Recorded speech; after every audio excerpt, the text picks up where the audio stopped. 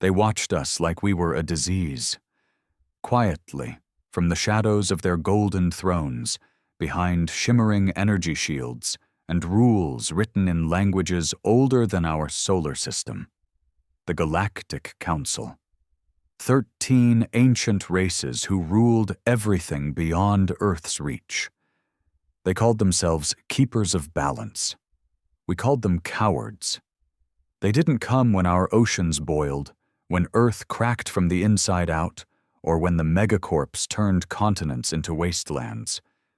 They watched, measured, judged, and decided we weren't worth saving. I was 15 when the riots started in the lower straits.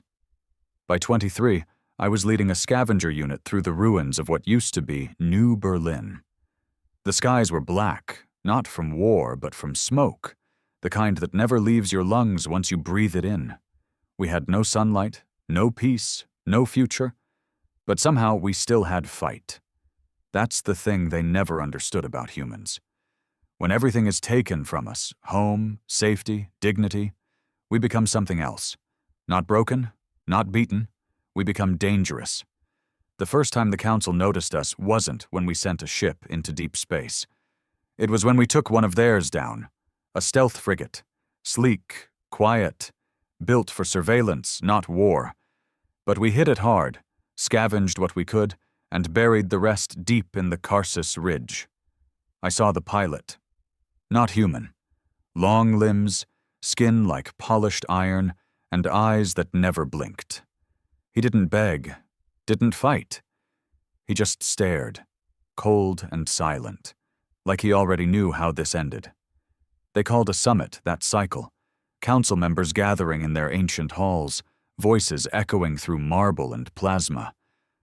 I saw the recordings, the way they talked about us, as if we were insects who somehow learned to build fire. "We should have intervened 2 centuries ago," one of them said. "No," another replied, slithering beneath a veil of mist. "Intervention breeds dependency. Let them die as all lesser species do." But we didn't die. We built, not the polished kind of tech you see in the council's halls.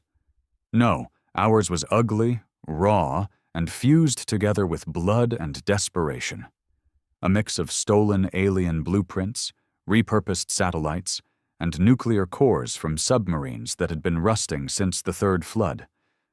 We didn't wait for help. We stole time.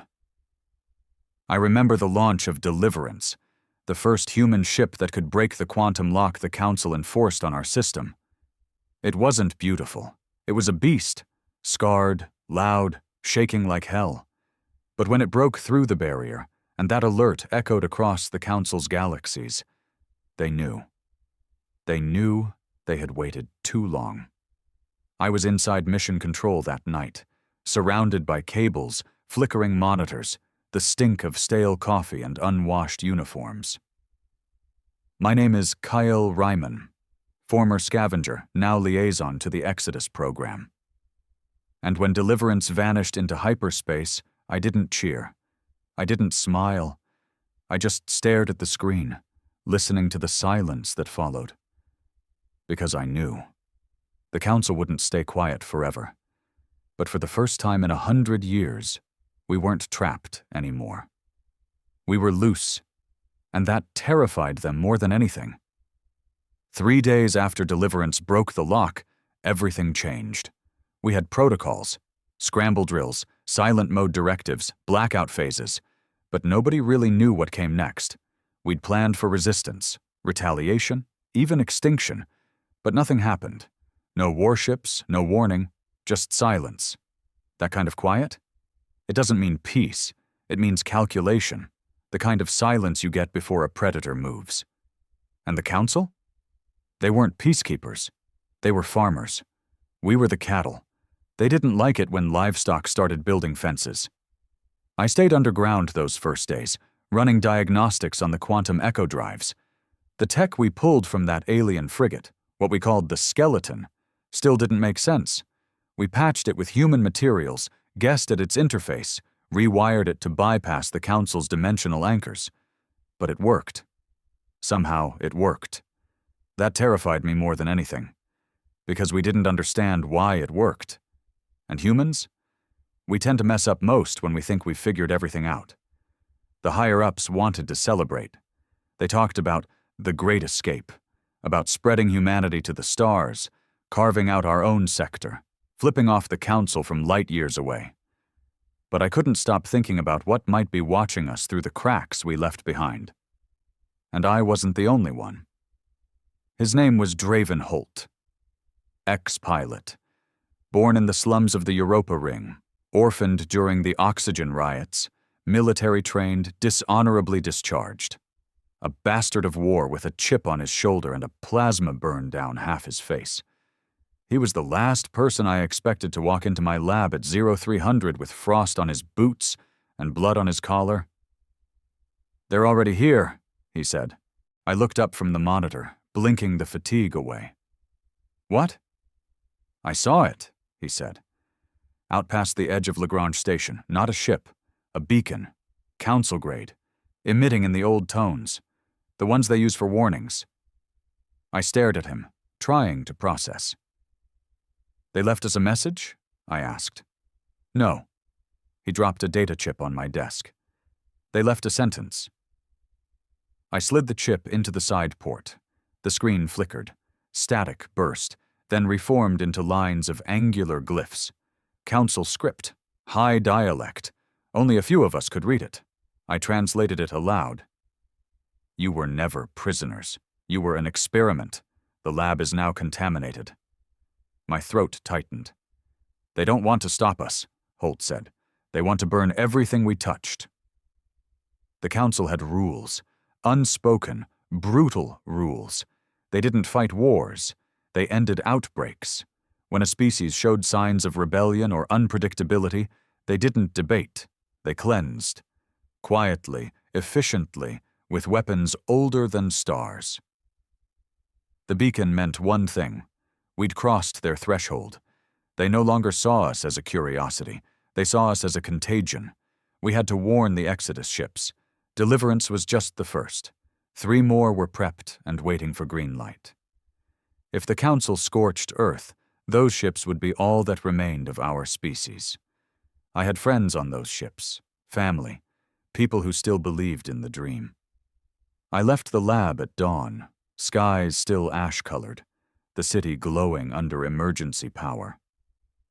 Holt followed close behind, rifle strapped tight, gaze cutting through shadows like he expected the world to collapse any second. The Exodus command hub was buried deep inside the Boreal Ridge. We made it there by midday, passing through 4 biometric gates, 2 manned checkpoints, and a DNA scrub. Inside, the Council of Engineers and Fleet Officers was already meeting. I pushed through the heavy doors. "Shut down the launch sequences," I said. "Now."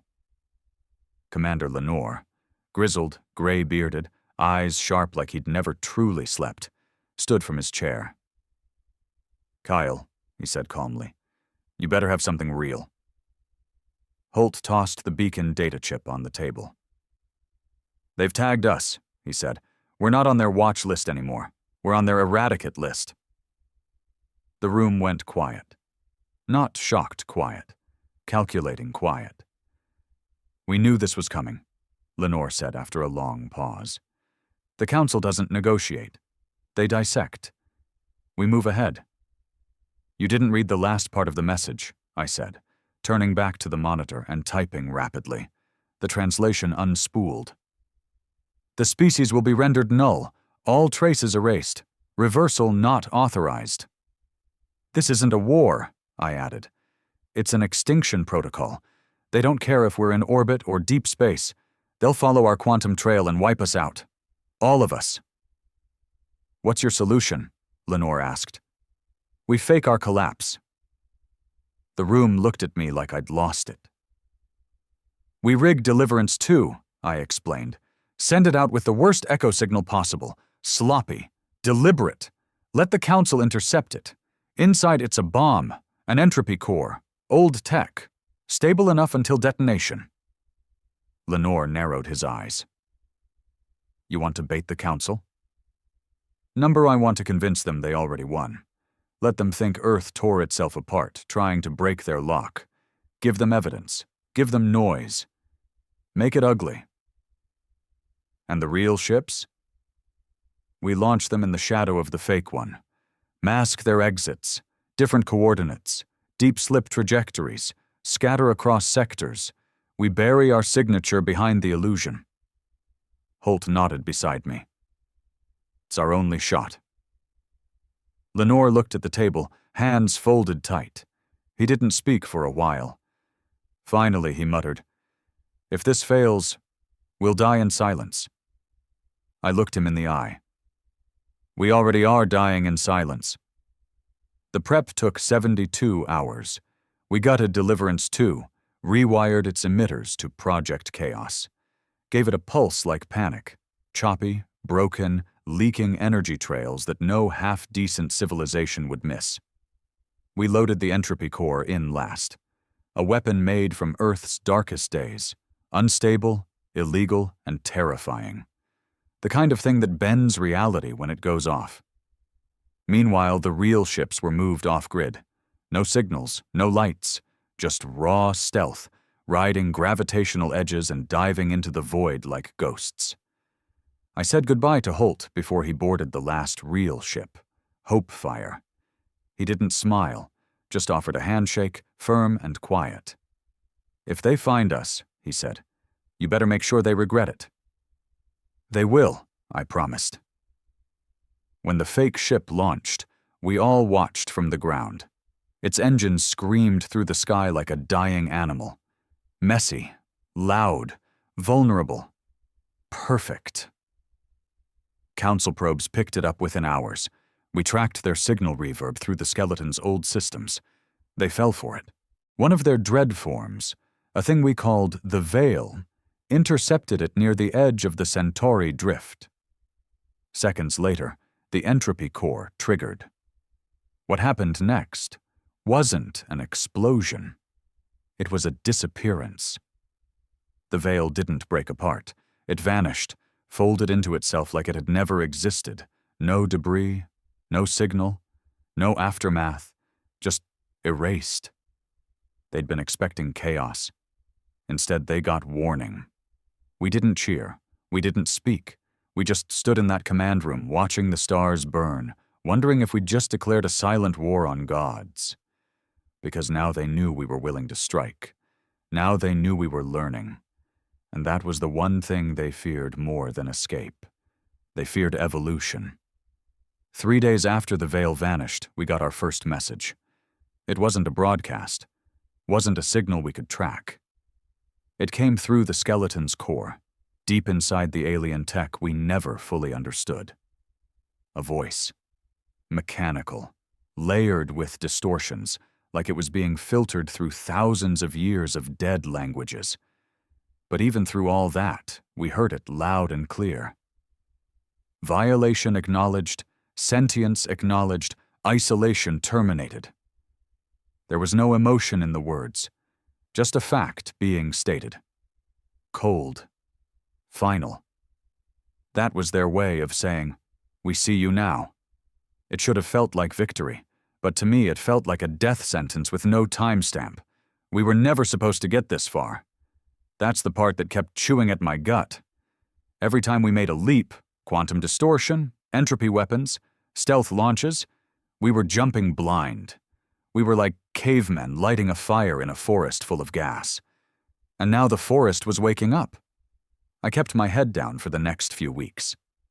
After the fake launch and the Council's eerie silence, Command split into 2 camps, those who believed we'd fooled them, and those who thought we'd just poked a sleeping god in the eye. I was in the second group. Lenore assigned me to lead the Pulse Division, our last resort fallback. It wasn't glamorous. No sleek ships or cutting-edge AI, just raw data, ancient broadcasts, signal leaks, anything the Council might be hiding in plain sight. And that's where I found it. A ghost. It was buried in a scrambled loop from 32 years ago, a deep space radio ping, recorded by an old abandoned listening station on Phobos. We called it Station Gray. It hadn't been active since the Mercury Accords collapsed. The file was incomplete, corrupted by time, solar flares, and deliberate council interference. But the pattern was there. A rhythm. A message tucked inside a frequency that didn't belong to any human tech. I cleaned it up, took days, burned through every decryption algorithm I had, ran it through every surviving AI core. What came out wasn't just a message, it was a warning. Do not attempt ascension. The experiment is already compromised, Earth variant showing erratic anomaly. They were talking about us. 32 years ago, they already knew. I sat there in the dark, the hum of the servers buzzing in my ears, just staring at the screen. We weren't just some late-game threat. We were always the problem, from the start. We were supposed to fail, collapse, eat ourselves alive. But we didn't. That anomaly? That was our refusal to die. And now I had proof they'd planned to end us long before we ever reached the stars. I brought the data to Lenore. He didn't look surprised. Just tired. I figured, he said, lighting one of those old-world cigarettes he smuggled in from the frozen vaults. The Council doesn't wait until you're dangerous. They kill you before you're inconvenient. We have to show this to the Exodus fleet, I said. They need to understand, this was never about containment. This was about extermination, from day one. We show them, he said, puffing smoke into the stale air, and they panic. We're barely holding this illusion together. You think they'll stay the course if they find out the Council had them marked for death before they even left orbit? They have a right to know. He gave me a hard look. And what happens when they start turning on each other? You think we've weeded out all the sympathizers? You think everyone out there is loyal? The room went quiet. Because that was the real threat. Not the Council's weapons, or ships, or age-old laws. It was the spies. We called them eyes, humans who'd been turned, bought, broken, rebuilt with nanoware, Council implants, or old indoctrination tech. Some were subtle, whispers in back rooms, strange hesitations, data leaks that couldn't be traced. Others were blunt, saboteurs, killers. One had taken out an entire food reserve module on Hopefire before the launch.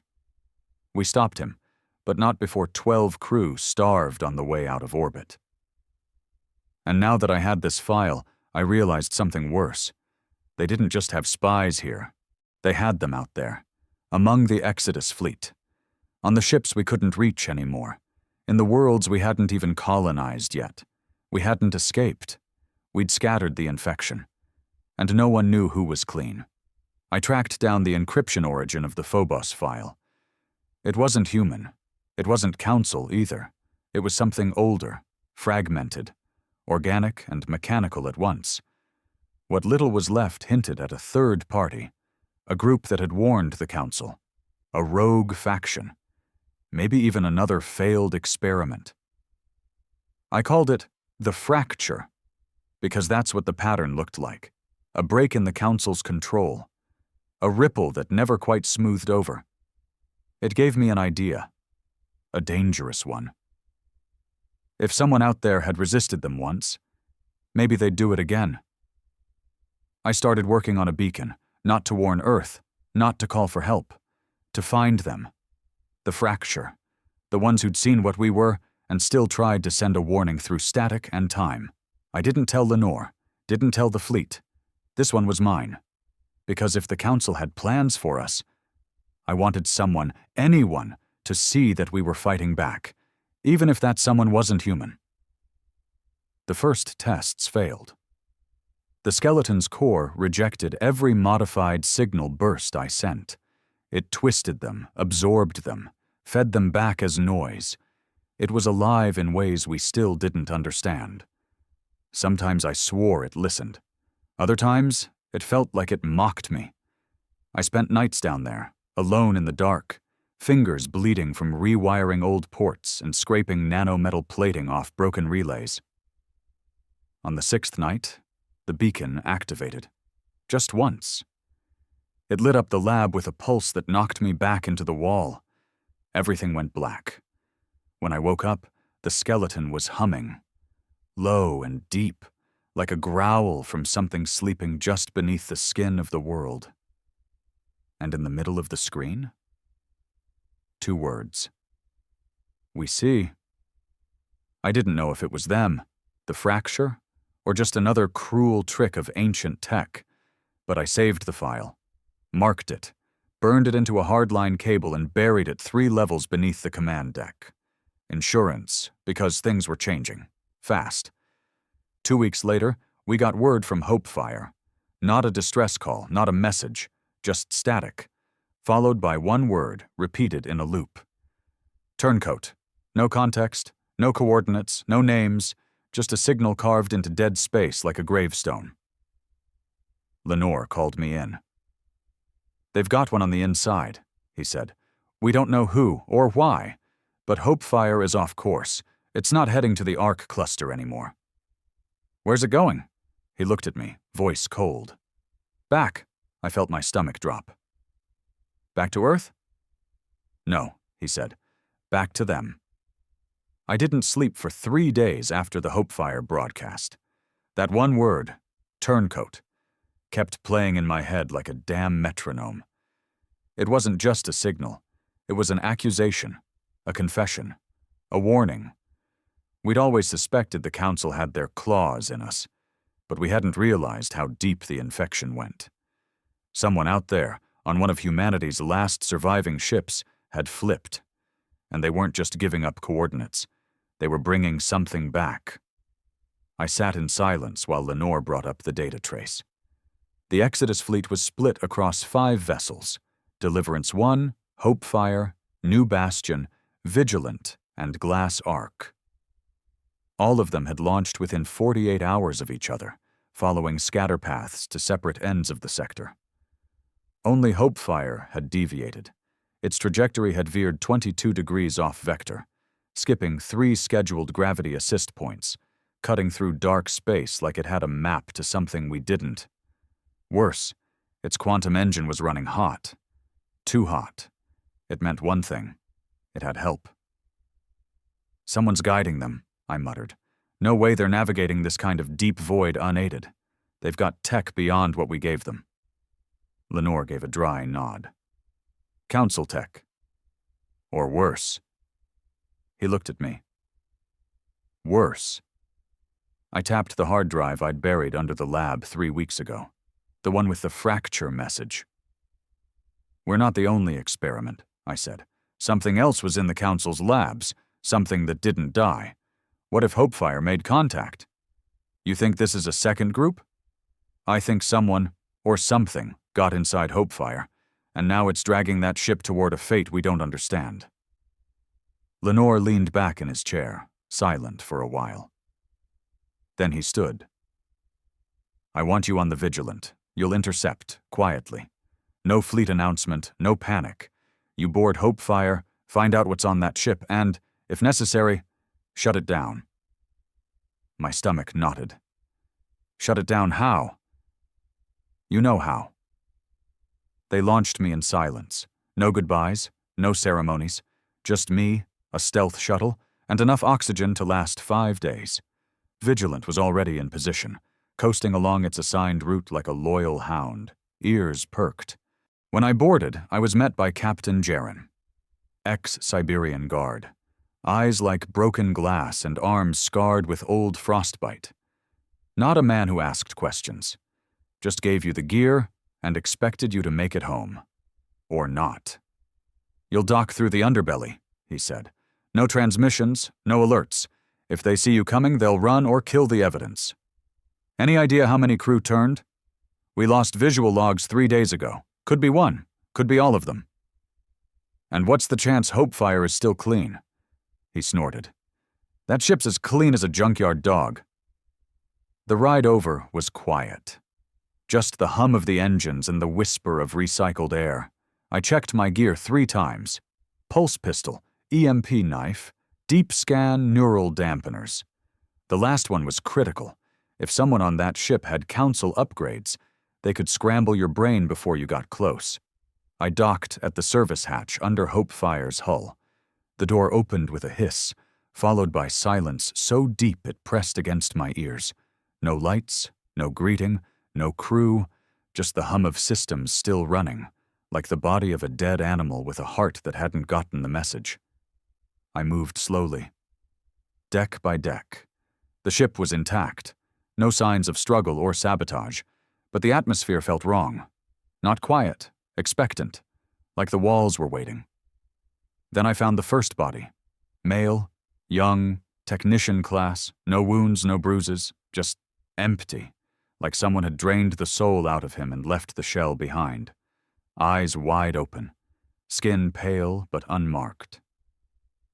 I checked the logs. No alerts, no medical entries, no sign of what had happened. I kept moving. The control deck was sealed, emergency lockdown. Only high-clearance personnel could access it, but I wasn't here to follow protocol. I spliced the panel, forced a reboot, and cracked it manually. Inside, I found her. Commander Aldra Vey, pilot of Hopefire, still breathing, hooked to the neural core. But she wasn't there. Her eyes were open, but she didn't blink, didn't speak, just stared ahead while the wires pulsed across her scalp, feeding into the ship's navigation AI. The AI was offline. She was flying this ship manually, from inside her own head. And something was talking to her. I moved closer, carefully sliding the dampener to max range. The hum in the room changed. The wires flexed. Then her lips moved. "You're late," she whispered. I froze. "Aldra?" "They said someone would come. Said you'd kill me. No one's killing anyone. I'm here to bring you back." "There's no back," she murmured, blinking for the first time. Her pupils were dilated, completely black. "Only forward. They showed me." "Who?" Her voice cracked. "The ones the council buried." "The fracture." "They showed me what's coming," she said. "You don't understand, Kale. We were never meant to reach the stars. We were meant to poison them." I stepped back, pulse pistol raised. "Aldra, disconnect. Now." "They built the stars to contain the damage," she whispered, "but we're the mistake they couldn't kill." The wires twitched. "I'm not the turncoat," she said. "You are." Then the alarms triggered. The ship went red. "Quantum anchor detected. Reversion in progress." That's when I understood. She wasn't taking Hopefire to the council. She was taking the council to us. I had 3 minutes to act. I pulled the pulse knife, sliced the neural cords feeding into her spine. She didn't scream, didn't even twitch. Just shut down, like a machine being unplugged. The ship stuttered. Engine pulses died. Navigation scrambled, but the anchor had already sent its echo. Coordinates were out. Our location was compromised. I made it to the shuttle, barely. By the time I reached Vigilant, the quantum field was warping. And just beyond the edge of real space, something massive was forming. A silhouette, black against the stars. The council had arrived. They didn't come in ships. Not in the way we understood them. No engines, no visible weapons, no landing gear. They arrived like a shadow being peeled off the edge of space. Silent, fluid, and impossibly vast. The kind of presence that made you feel like your skin was inside out. A construct of pure distortion, held together by laws no human had ever named. We called them judges.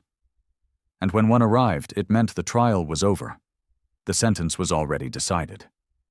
I watched from Vigilance Bridge as the entity slipped through the quantum veil. Every scanner went blind. Lights flickered.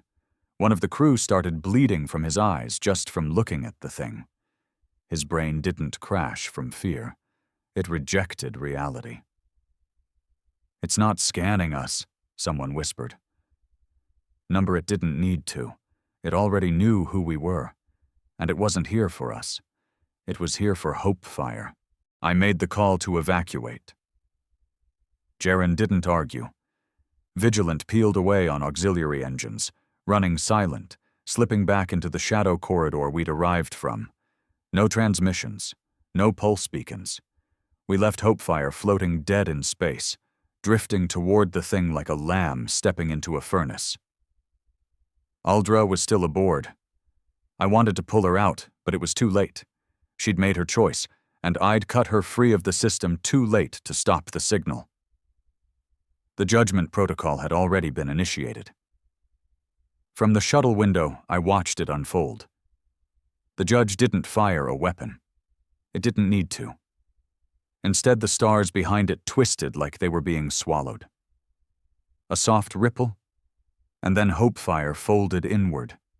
Not exploded. Collapsed. Every atom, every byte of data, every memory, gone. Like it had never existed. Gone in less than 5 seconds. We didn't speak on the ride back to Earth Orbit Command. There was nothing left to say. Hopefire was gone. And now we knew what the Council was really capable of. Not conquest, not war, erasure.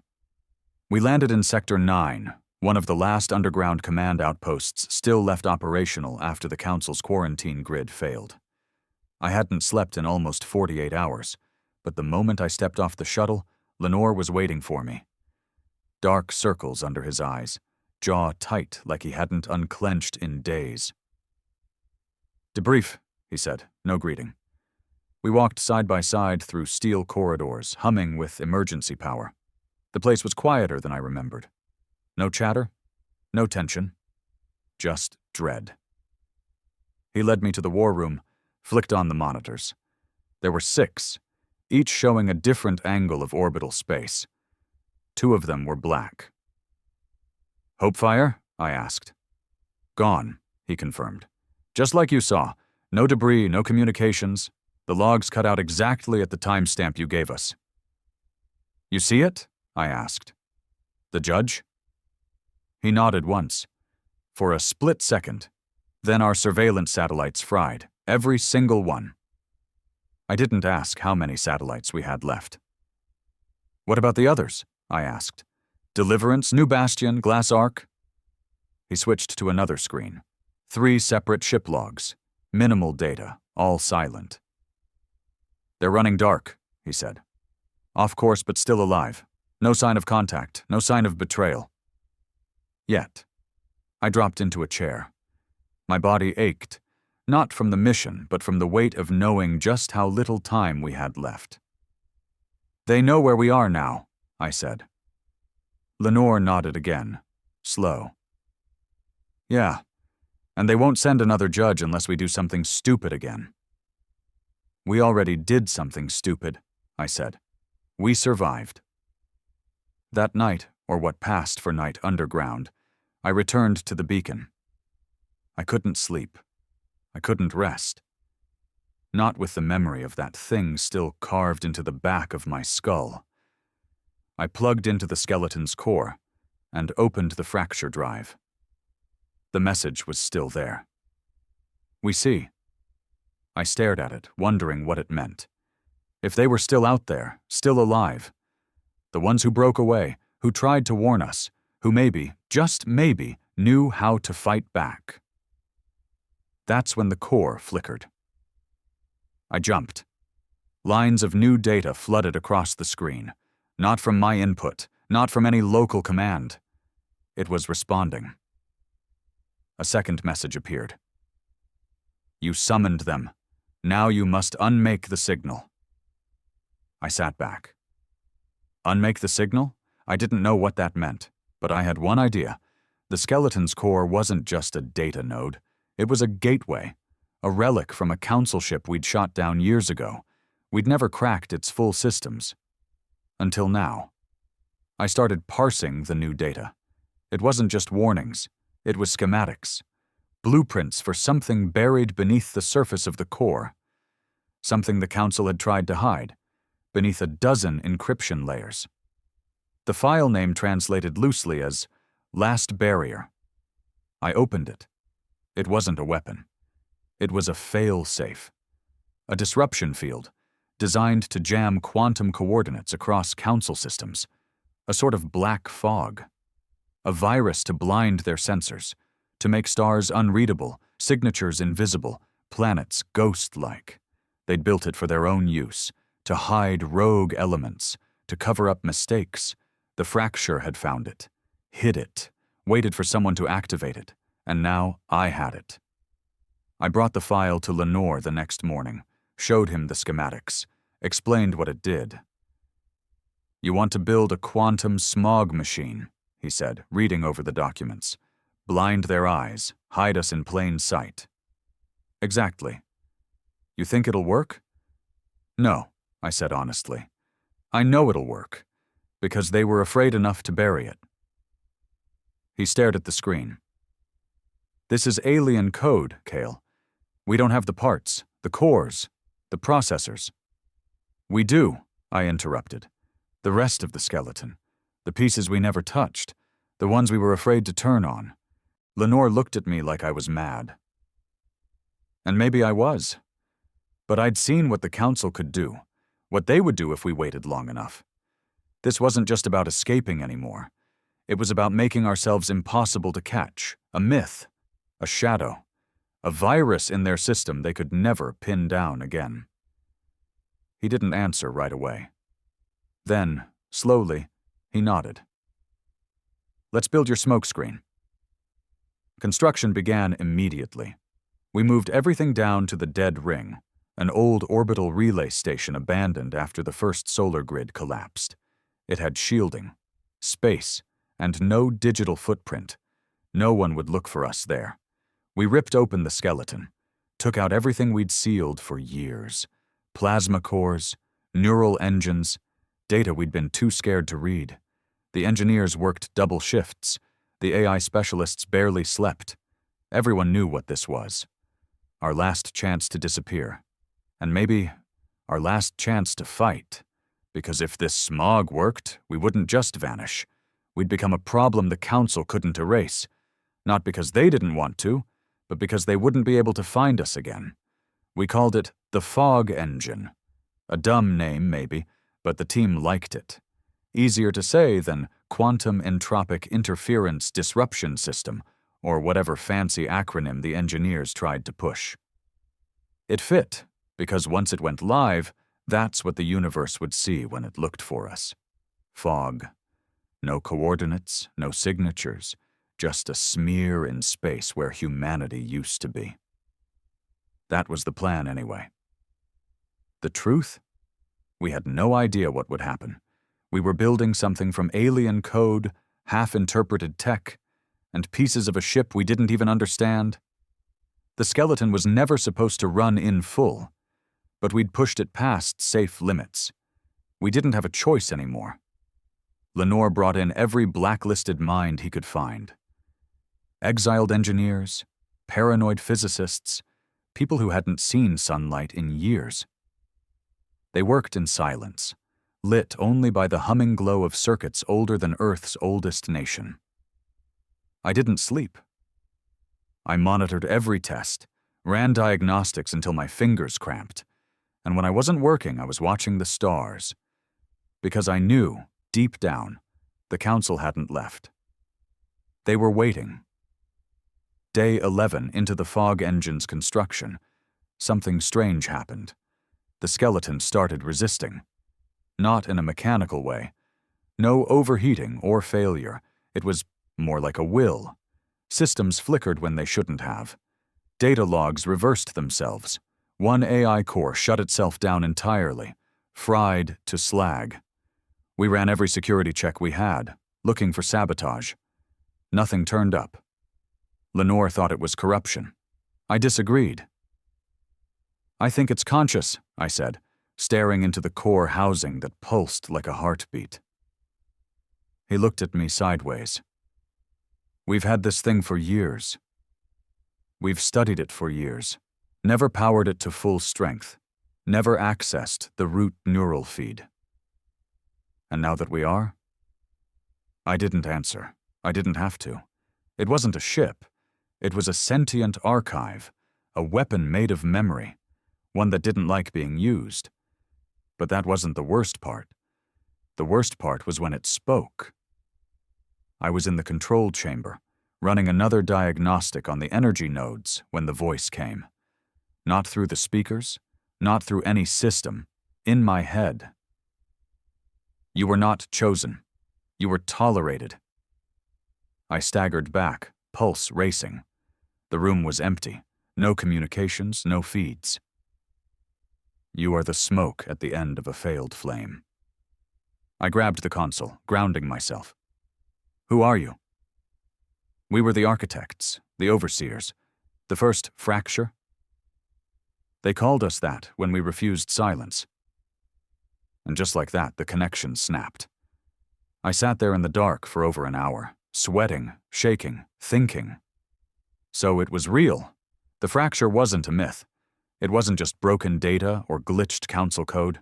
They were alive, inside the skeleton, or what was left of them. I didn't tell Lenore. Not yet.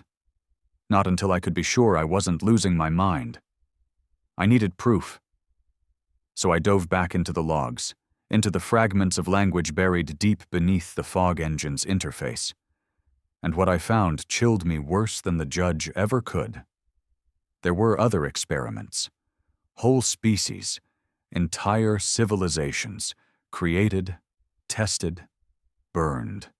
Some never made it past their first stage. Others lasted long enough to touch the stars.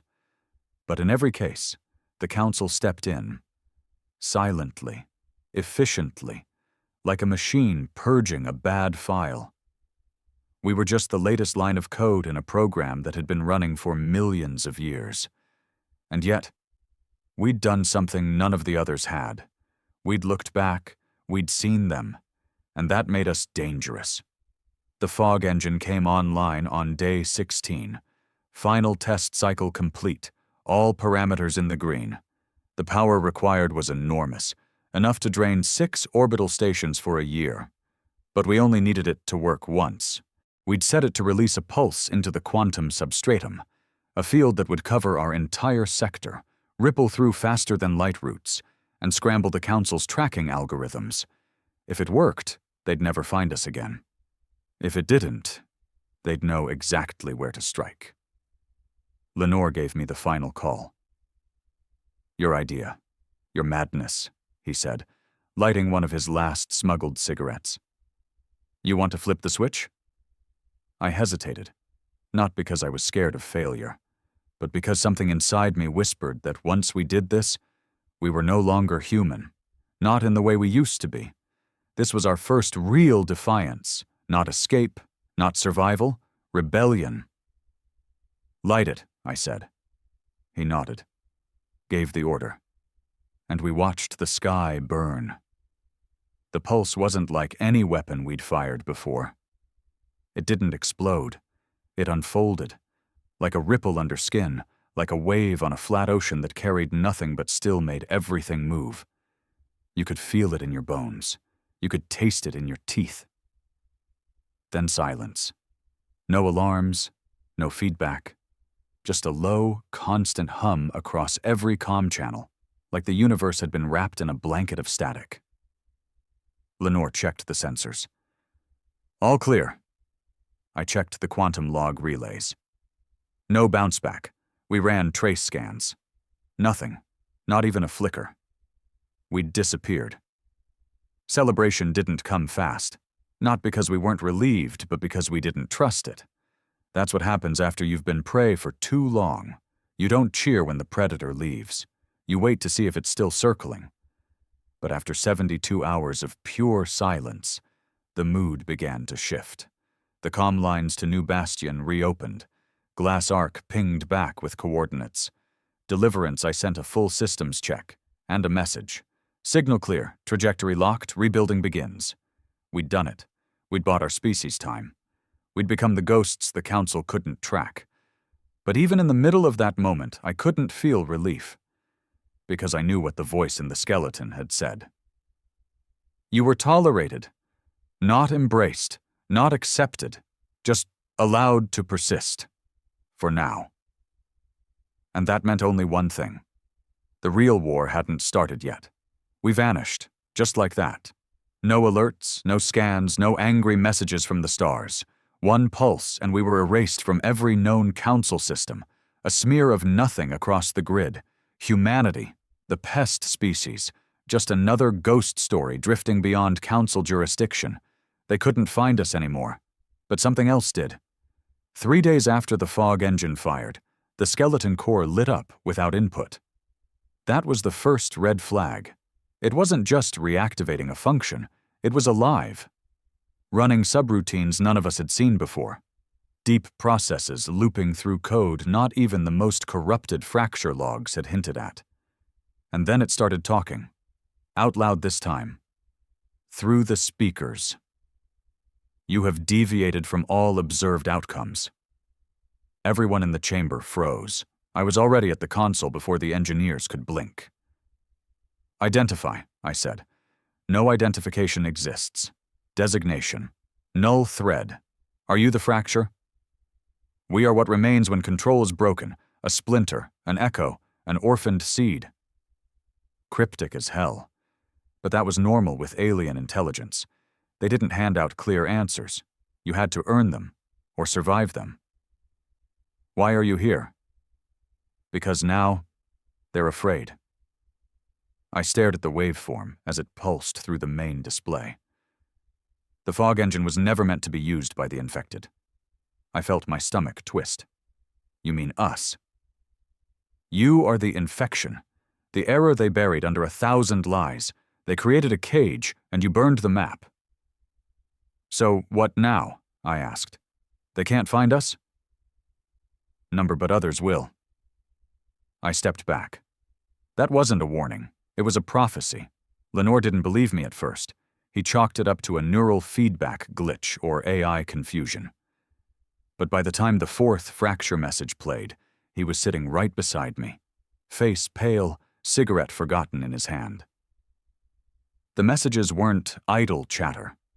They were a timeline, a sequence of events. It laid out what would come next. Disappearance triggers the hunt. The judges will fall back, blind. But the harvesters will rise. I didn't understand what that meant, at least not at first. But the files went deeper. Raw, fragmented glimpses of past experiments. The ones who also vanished. Not all of them were wiped out. Some had simply gone too far. And something worse than the council came looking for them. They are older than the code. They do not judge, they consume. They follow rot. We had become the rot. We weren't designed to be predators, not on this scale. Evolution made us clever, aggression made us defiant, but survival had made us reckless. The fog engine didn't just hide us, it ripped a hole through the observation net that kept things out. And now? We were wide open. I tried to shut the skeleton down. We pulled every wire, drained every core. It didn't matter. The thing was broadcasting on a frequency that wasn't even measurable, slipping through dimensional strata we barely understood. Then came the signal. Not from the council. Not from any known language. Just a pattern. 13 pulses. Wait. 9 pulses. Wait. 13 again. The logs said this was how they marked their prey. The harvesters. The skies changed after that. We had observers posted across the dead moons and orbital outposts. One by one they started going dark. No explosions, no debris, just blackouts. Like someone had unplugged them from the universe. Then the dreams began. I didn't sleep much anymore, but when I did, I woke up drenched in sweat, heart thundering in my ears. Fire, teeth, stars bleeding, a low hum that sounded like it was inside my spine. Others reported the same. Some started speaking in fragments of unknown languages. Some scratched symbols into the walls of their bunks. One man took out his own eyes with a rusted bolt before we could sedate him. None of it made sense. Until I went back into the skeleton one final time. I didn't tell anyone. Not even Lenore. I activated the deep conduit myself, bypassed the security layers, ignored every red warning light. I wasn't looking for answers anymore. I was looking for truth. The skeleton didn't fight me this time. It opened like a wound. And what I saw inside, it wasn't technology. It was memory, billions of lives, a chorus of extinction screams, whole planets blinking out while council judges stood in silence. But at the end, just past the fading star systems and shattered colonies, something else moved. Something with no shape, just intention. It consumed the silence. It fed on what was forgotten. The fracture had tried to run, tried to hide, just like us. But they failed. Because once the harvesters marked a species, they didn't stop. They didn't negotiate. They devoured history. They erased memory. That was their purpose, to clean up the messes the council couldn't contain. And now, they were coming for us. I surfaced from the skeleton's core, shaking. 2 engineers were trying to get me to lie down, saying I'd been unresponsive for 6 minutes. I didn't argue. I couldn't speak yet. My mouth was dry and my heart felt like it was skipping every 3rd beat. Lenore was in my quarters an hour later. He didn't sit, just stood at the edge of the table. "You've seen them?" he said. I nodded. "So it's true." "They don't want our bodies," I said. "They want our existence." He ran a hand through his gray-streaked beard, then exhaled hard. "What the hell do we do now?" I looked him in the eyes, and for once, I gave him the truth without filter. "We run!" But it wasn't that simple. The fog engine had anchored itself into our reality. It was working too well, too efficiently. We couldn't just shut it off. Doing so would snap us right back into visibility, and the council wouldn't send a second judge. They'd send a fleet. We had one path left, a leap. The fracture's data contained coordinates, off the grid, a pocket in space carved during an early rebellion, a null zone, no light, no gravity, no time, a place the council refused to acknowledge, because it was the only place they couldn't touch. But there was a catch. We'd have to break space itself to get there, and to do that, we'd need to finish what the fracture started. We'd need to burn the skeleton's core.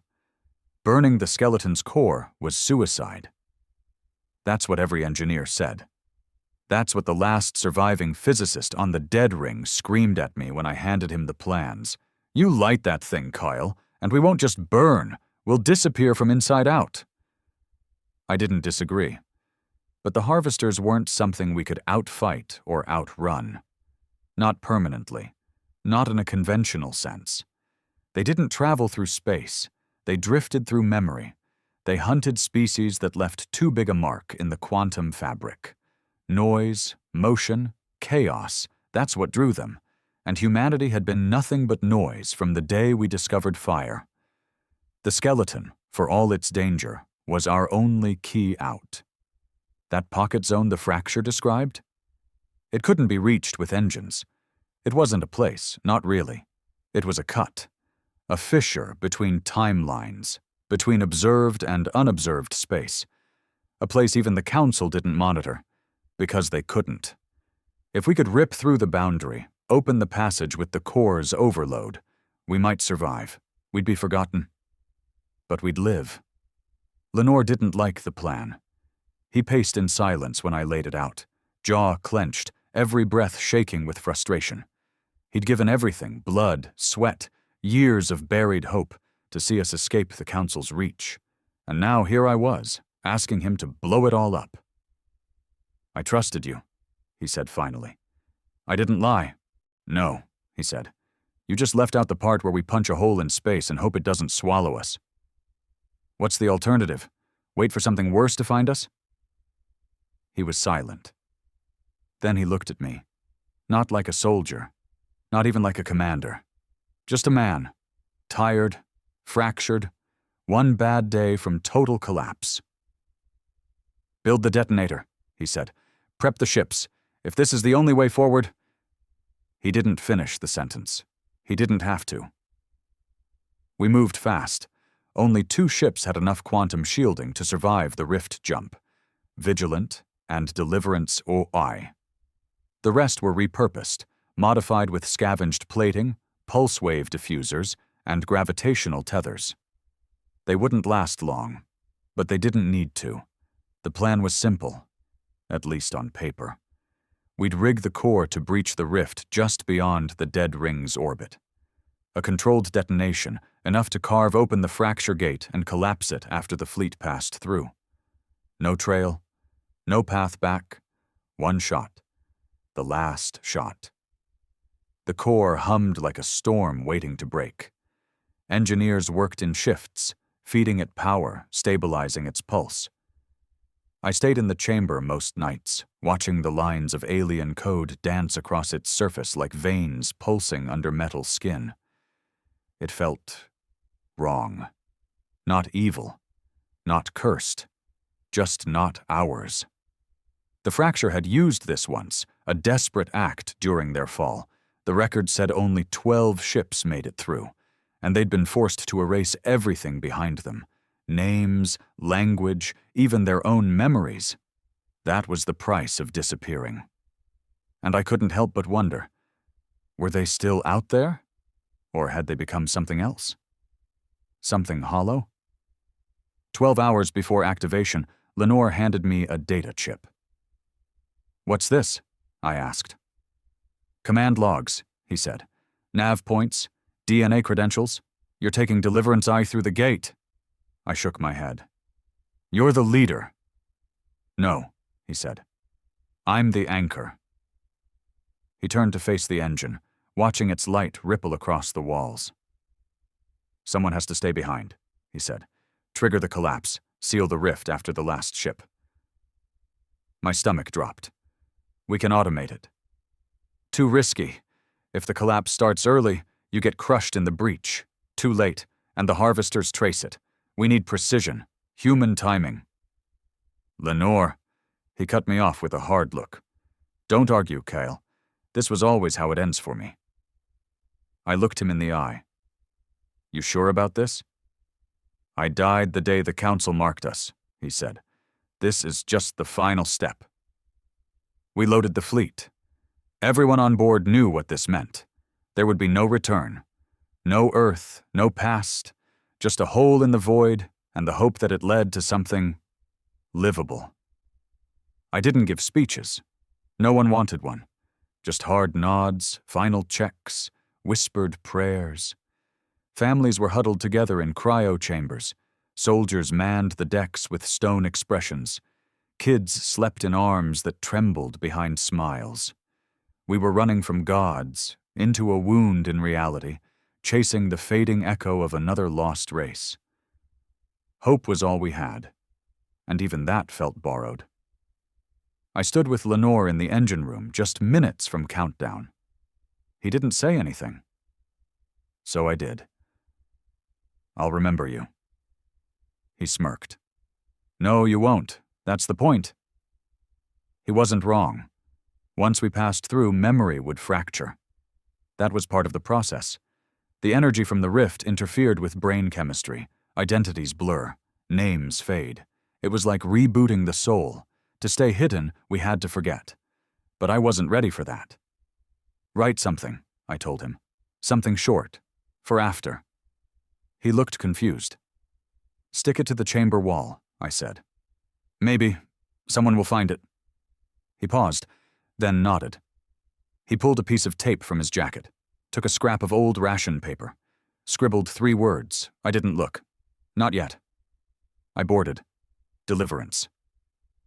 I, in silence, gave the green light. "All ships, hold course. Target the core." The rift engine fired. The sky went white, and then it tore. Reality split like paper dipped in flame. Stars bent, light folded, sound warped into pressure. The ships moved forward, tethered together in a column of defiance, into a hole that led nowhere. One by one, they slipped through. I was last. As I crossed the event horizon, I looked back. The chamber was glowing. Lenore stood in the center, eyes closed, hand on the console. Still, unmoving. Then, he pressed the detonator. The rift snapped shut like a jaw, and everything behind us died. I woke up with a name I couldn't remember. No home, no earth, no childhood, only the feeling of heat and gravity and the hollow ache of loss. Deliverance was intact. So were the other ships. We were floating in a place with no stars, no planets, just cold silence and deep dark. But we were alive. Somehow. I walked to the main corridor, found the panel we'd carved our ship ID into before launch. It was still there. I ran my fingers across the word Deliverance, not knowing why it mattered. Something in me ached. Then, I remembered. Just a flicker. A room, a man with a beard, and a piece of paper on the wall. I rushed to the archive bay, pulled the chamber logs, searched the file, found it. One image. A still shot of the final moment before the rift closed. And on the wall, scrawled in trembling handwriting, "We lived."